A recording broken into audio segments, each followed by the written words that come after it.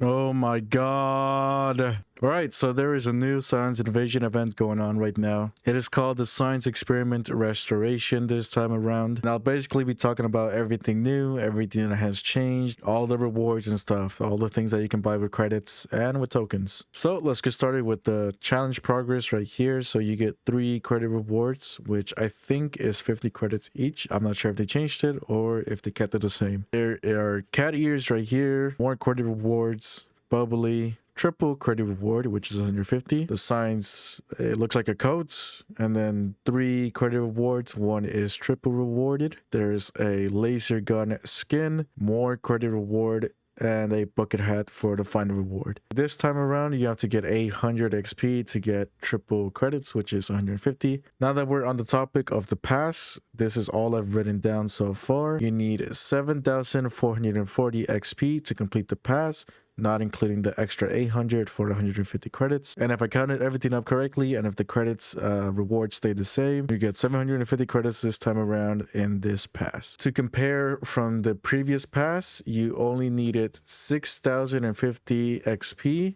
just to complete the pass, and then 300 to get 150 credits. That's a big difference between the final reward and the total XP amount. Let's look at the event info. Collect science cores for XP. Collecting science cores in highlighted rooms will award XP. Pretty self-explanatory. Some rooms now have multiple cores, so that is a change that has been added to this event. You can see right here the science department has 2 cores, the walking bean has 3 cores, Jumbotron runners has 2 cores, and then you can obviously the upcoming rooms, how many cores they have. Once you collect all cores of one color, new ones may appear. I'm not sure what exactly that means, if you collect 1 core and then another one appears right after, or if you collect 1 core, there's a cooldown, another one appears, because when I went into the science department, there was only 1 core that I could find. So I'm not sure if you had to collect that one and then it just immediately spawns a new one, or if you had to wait for the new one to spawn, and then after you collect the 2 you have to wait again, or if there's some different set of rules here, but we'll find out soon enough. You can also earn XP in public rooms or by collecting cores with friends. Just to clear this up once again, public rooms means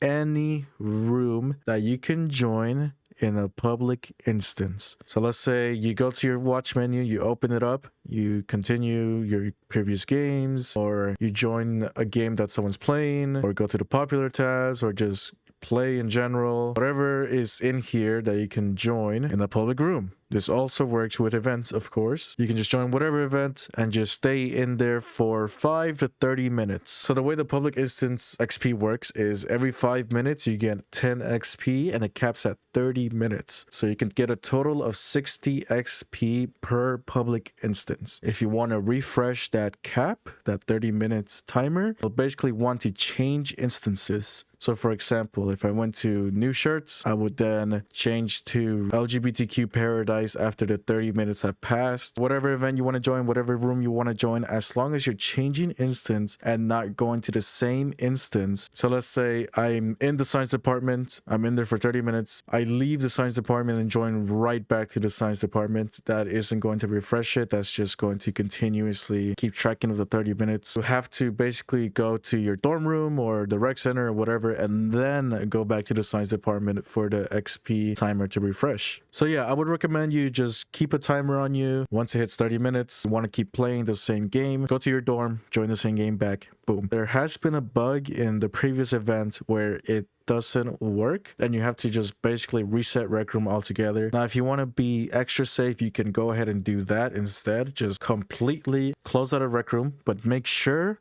you leave the instance first and then close out a rec room. There's also another bug which it doesn't visually track your progress. So let's say you're in an instance for 30 minutes, you go to your dorm room, you check your watch, you're like, hey, why isn't anything tracking? I just wasted my time. That's only a visual bug. Sometimes it is an actual bug and it doesn't track your stuff. Most of the time it's visually just not tracking. Rec Room has to update their servers or whatever. There's like a timer where everything refreshes and then everything just updates altogether. Don't worry if you don't get any progress. It's either a visual bug or rarely ever at times it's an actual bug. Now there is an XP cap for players that are lower than level 50. Now, I'm not sure if that is still the case or not, but just in case, if you have been playing and you're under level 50 and you see no progress and you made sure to wait until Rec Room refreshes the servers, make sure to close your app, then you've most likely hit your level cap for the day. Now that I explained that public instance stuff, let's explain the cores with friends. If you have a friend in the same room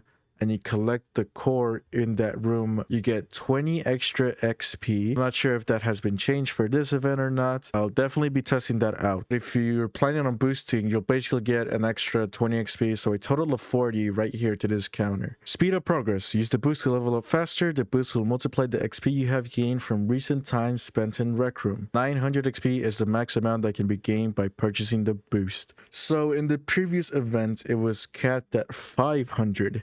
This time around, it's capped at 900, which is an improvement, but it still sucks that we have an XP cap, and the boost cost stayed the same. I'm pretty sure, if I recall, it was 200.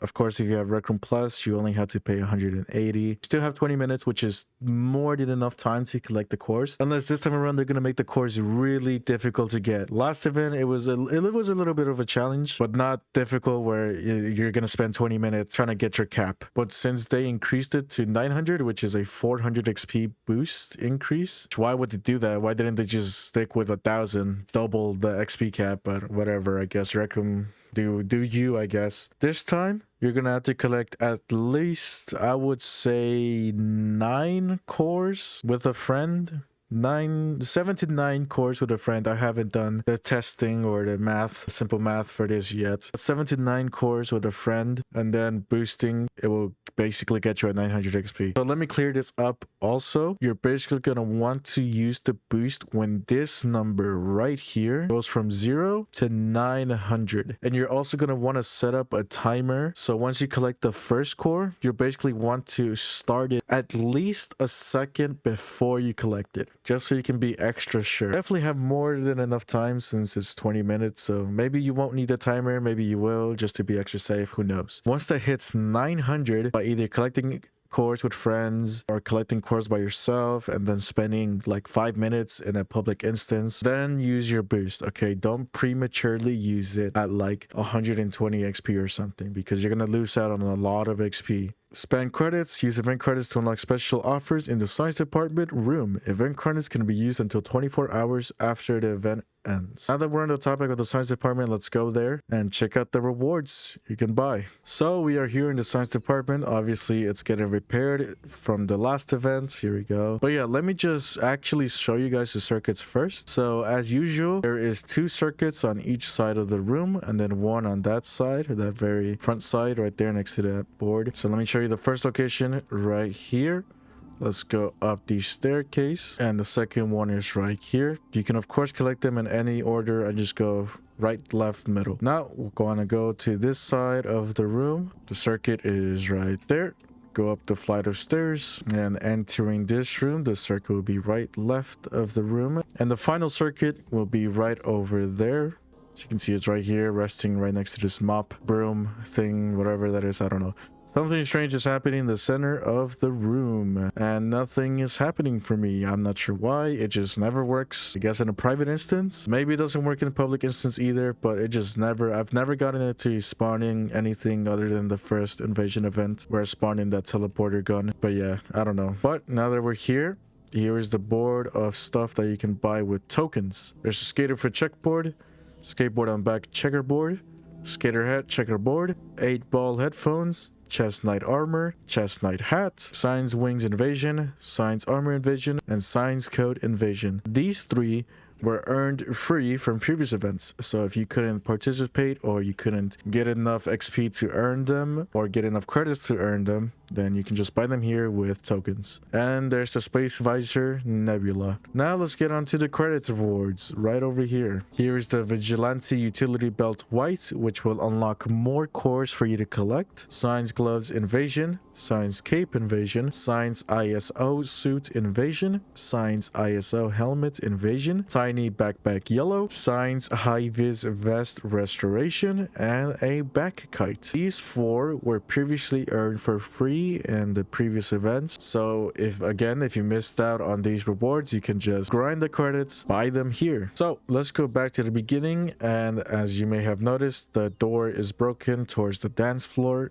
I'm assuming it's getting rebuilt and it's probably gonna reopen in the next event. But anyways, back to the event page right here. Forgot to mention the Science Exo Arms and the Science Chainsaw Restoration will unlock these rooms right here. And of course, there's the Vigilante Utility Belt, which unlocks these rooms, which are up and coming. So yeah, it's not worth getting the chainsaw right now, I guess. I mean, you could just buy it just so you can have it for the upcoming rooms, but it's pretty much useless right now. And the Science Exo Arms only has one room, which has 3 cores in them. The Science Exo Arms cost 10,500, 9,450 if you have Rec Room Plus, 7,000, 6,300 if you have Rec Room Plus. I think I basically covered everything new, every new changes, everything that has been added, and I think we're ready to look for the locations now. Obviously, there's this one, which is pretty easy and simple.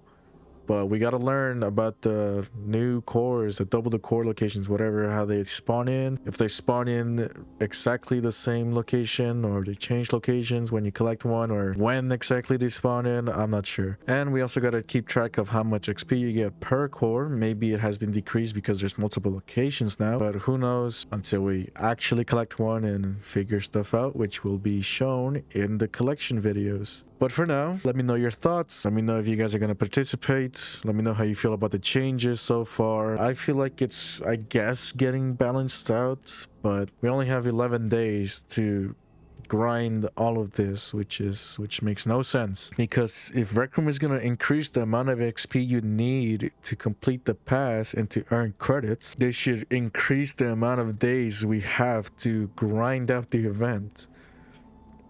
Like, they just really want you to use the boost and to buy the token credit exchange thing, which you know it's gonna be in the shop soon, and whatever bundles are gonna end up releasing. But yeah, I think I've covered everything. Hopefully, maybe, I'm not sure. But I'll see y'all in the collection videos, which will basically stay the same as last time. I'll record the free locations and the paid locations separately. Also, I forgot to mention, there is one less row of locations. Unlike last time, there was like, I think there was 2 paid or 1 paid item, and then 3 items you had to earn with credits. And then of course there's the free one automatically right here. But yeah, that's pretty much it. I'll see you on the collection videos.